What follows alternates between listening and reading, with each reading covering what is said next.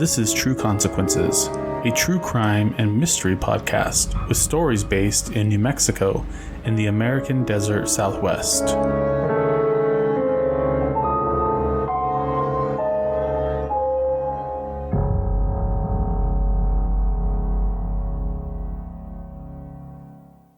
Welcome back to True Consequences. I'm your host, Eric Carter Lundeen.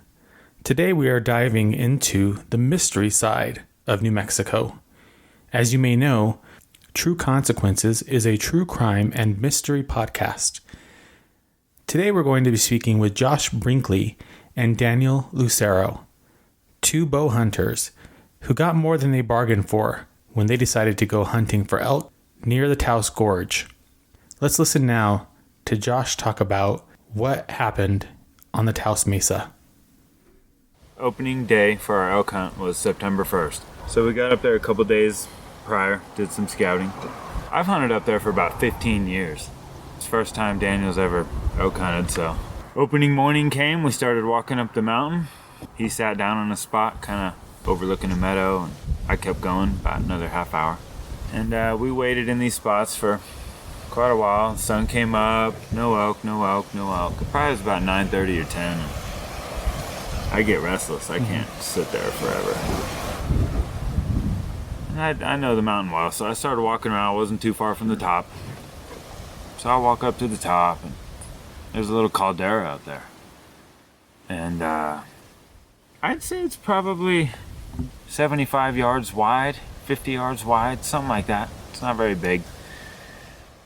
And as I was getting to the edge of it, I'm walking down this little, kind of a couple boulders, kind of jumping down these rocks, kind of just some flat, getting near the edge of this caldera. And I look and I notice two, what I think are hunters, Josh decides to go hiking and scouting for elk. He stumbles upon a caldera, and as he walks around, he sees what he assumes are two hunters. However, the truth of what he sees is still baffling to him. Listen now as he describes these two beings. Usually we see people before they see us, I guess. I don't know, or me, anyway. So, anyway, I see him to the left, and I'm kind of still walking. I think I raised my left hand to kind of maybe wave, like, oh, hey, what's going on? And, I'm studying them for maybe 10, 15 seconds. And they're just not looking right. They're not looking. I can't tell if I'm looking at the back of some hunters, or if they're looking at me, or if they're facing me, or have their backs to me. I couldn't figure that out. But they look way too tall, and their heads look way too big. My mind started justifying it like they had hoods on or something, so it was making it look really big. It looked kind of bigger than that, though. They were identical. Could you make out any detail? The only details I could see were like a cat, black torsos, black shoulders, maybe some skinnier arms coming down. In the middle of their chest, it was like a cat eye, or the oval, the cat eye shape, kind of a silver shape that covered maybe the most of the height of their chest or back, whichever one it would be, on both of them. On their heads, on the right, I could see kind of a half moon shape, kind of a slender half moon. It was all black on both of them. On the left, it was all kind of a silver or metallic color. It was like this on both of them. Like they had identical rain jackets or with monster hoods or something. Compared to the bushes, they seemed to be give or take, like 7 feet tall, I'd say. So I was walking down, I took my eyes off them for 5 seconds as I'm kind of jumping down these rocks. I look back, and they're still there. They're still there. So I looked at them for maybe 15, 20 more seconds, studying them. Same deal. I can't really, in the middle, it's kind of gray where their faces would be. It just looked really, really weird. They weren't really moving. It seemed like maybe they were kind of swaying back and forth or not. I don't know. It didn't look like they were standing perfectly still, but pretty much. I went around this bush, so I took my eyes off them for another 5 seconds or so. Looked, and they were gone. So I don't know if I was thinking I'd talk to him or what, but I kind of doubled back, just went around the bushes that were in between, myself and them. And there's just a field there. There's nowhere they could have really gone that fast to get away. No sign of them. That kind of weirded me out. Didn't know what to think. So I wasn't really super weirded out yet, though. I didn't know. I wasn't. You don't think aliens or spacemen. You were still thinking maybe hunters, maybe something else. Yeah, absolutely. I was still thinking hunters, and I don't know why I saw them the way I did. Right. After his very strange encounter with the two beings in the caldera, Josh is obviously shaken. He decides to head back to camp to tell Daniel everything he saw. I kind of beelined it straight back down to Daniel. Took me about 25 minutes to walk straight down to him. Told him why I thought we weren't seeing any elk, because there was a couple hunters on the top. We were kind of looking in their direction, so we figured we'd go back to camp. Kind of plan for either the evening hunt or the next day or something. We hadn't really seen any signs, so anyway, we headed back to camp. Goofed off for a while. Talked about what we should do. I remember later on that evening finally telling Daniel, kind of confessing in a way, like, hey, I got, I know it's gonna sound weird, but what I saw didn't really look like hunters. We knew the guys camping to the north of us, and I had talked to them briefly. One was a little old man. What I thought was his son. I could be wrong, but I thought they were father-son. His son was huge, and he was a little guy. But at this point, I'm not super tripping out, just like, well, that was kind of weird. Anyway, I told Daniel, I don't think I saw hunters. They kind of look like spacemen or something. Right? And so we're like kind of laughing it off, and I described them just like I described to you. Both Josh and Daniel consider themselves to be realists. In fact, neither of them have ever experienced anything that is supernatural or otherworldly prior to this encounter. They both stated that they consider themselves to be skeptics, or, as Josh put it, a see it to believe it kind of guy. Listen as they both describe this. You don't know how to. I'm such a realist, in real life. Again, I have been saying, we're a couple guys that don't believe in much, and really I haven't been exposed to much. I haven't witnessed any weird things before.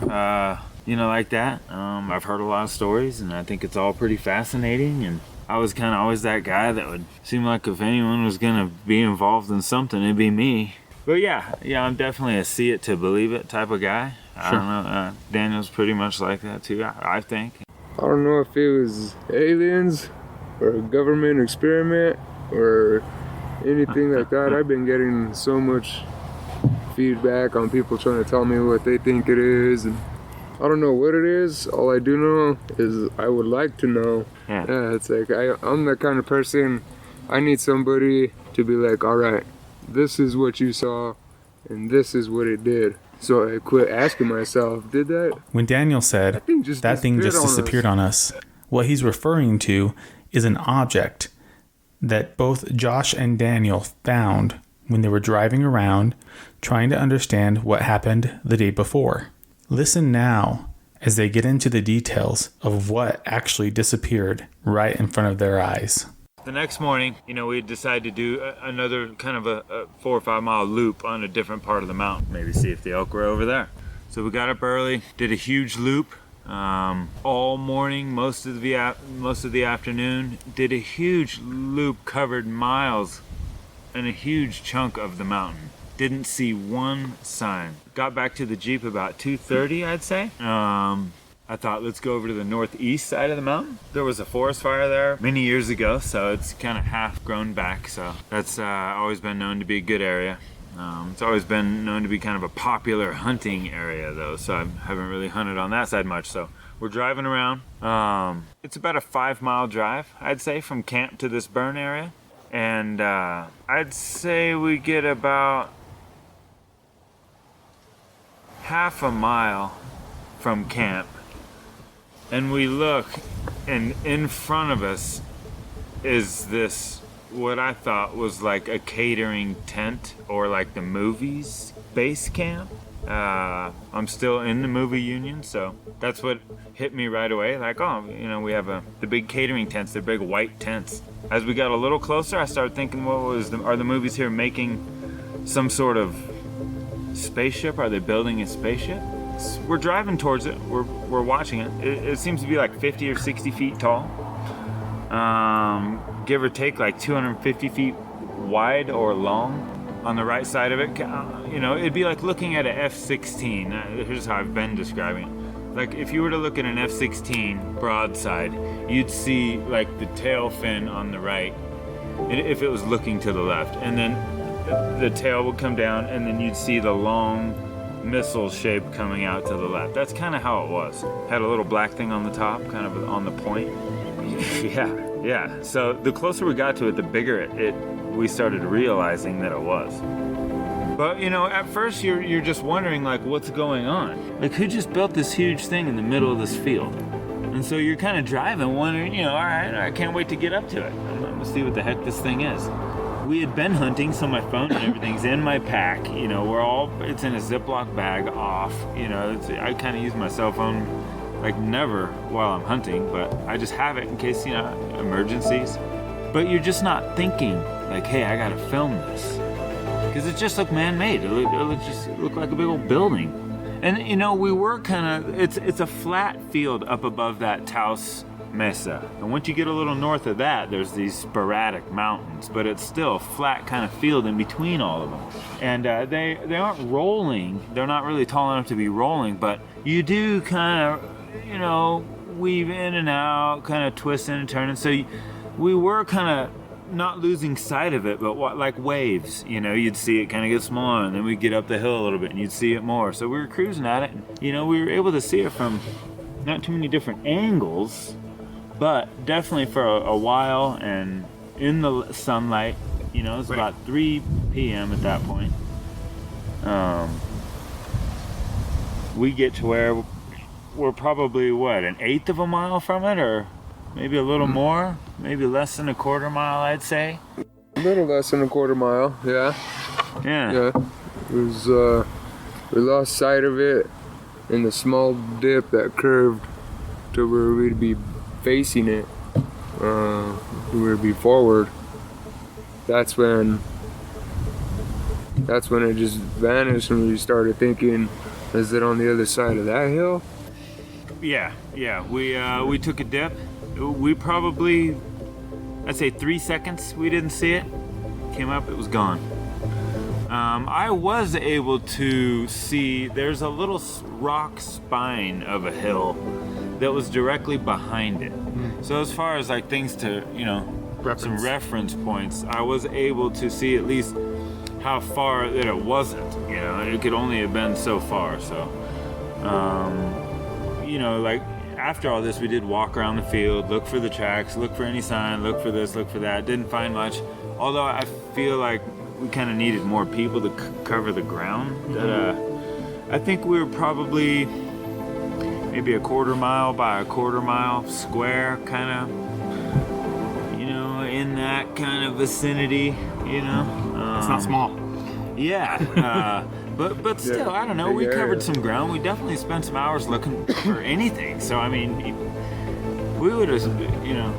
I thought it was that new paint that you can like push a button and your car your Ferrari can change color all of a sudden. I figured it was something like that. But the thing was, like he was saying earlier, it was the size of a school. I mean, I then asked Josh and Daniel what they said to each other and how they reacted after what they just witnessed. We were both kind of quiet, trying to puzzle this together. We're some figure it out kind of guys, so we'll sit there and use all the brain power we got to get our answer. And nope, nothing. We asked each other a couple questions, like, did you see dust, or did you see anybody driving or anything? And there was nothing we can come up with. For the longest time, we would just, there would be that quiet, those increments, and then we'd look at each other and just did that really happen? Mm-hmm. It's just not registering. It's kind of like, all right, this will be the first. This is an exclusive. Here's how I'm going to start describing it. Here's my new one. It kind of feels like a death in the family, like a one you don't expect. It's like you're just not going to get, there's no satisfaction. You're not going to, like Daniel was saying, I wish someone would just say, hey, here's how it is. Either some extraterrestrial representative, Sure, or or a government official saying, all right guys, let me tell you what, it's not going to happen. So it's like a death in the family. That's how I feel. I don't know if I do want the answer, but I haven't started asking for answers or begging for answers.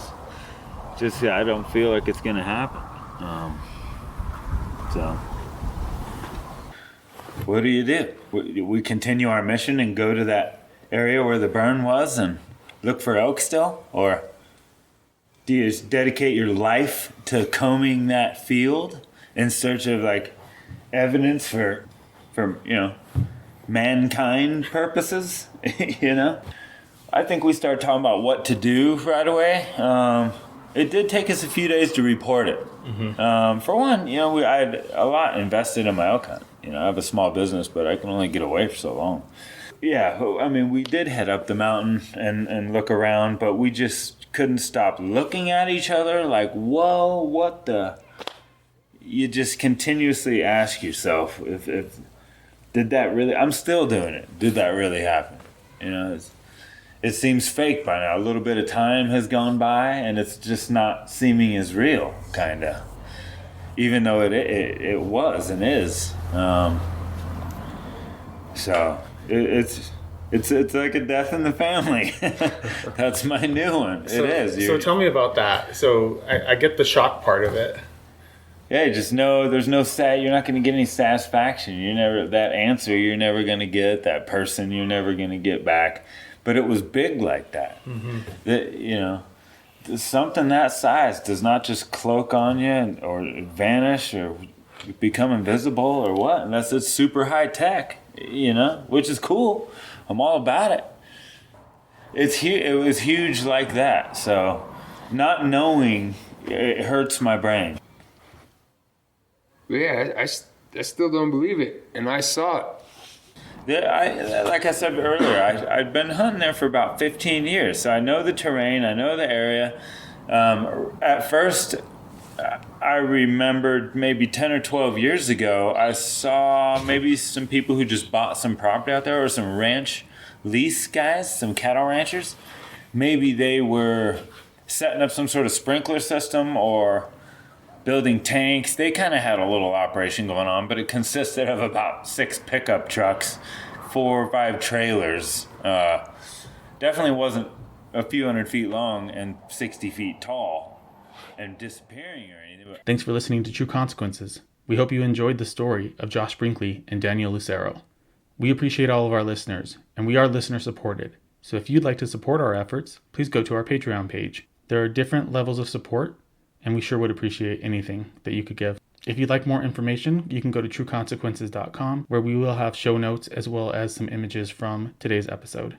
Thanks again for listening, and stay safe, New Mexico.